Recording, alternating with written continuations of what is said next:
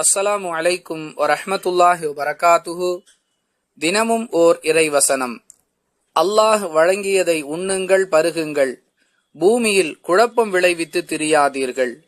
திருக்குர்ஆன் அல் பக்ரா 2வது அத்தியாயம் 60வது வசனம்.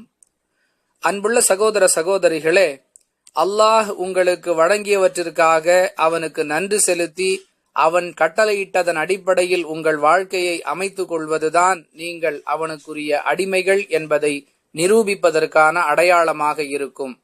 அதை விட்டுவிட்டு அவனுக்கு மாற்றம் செய்யும் வகையில் மக்களுக்கு மத்தியில் நிம்மதியை கெடுக்கக்கூடிய காரியங்களில் ஈடுபட்டு குழப்பம் விளைவித்து திரிதல் என்பது தவறான நடைமுறை என்பதையே இவ்வசனம் தெளிவுபடுத்துகின்றது.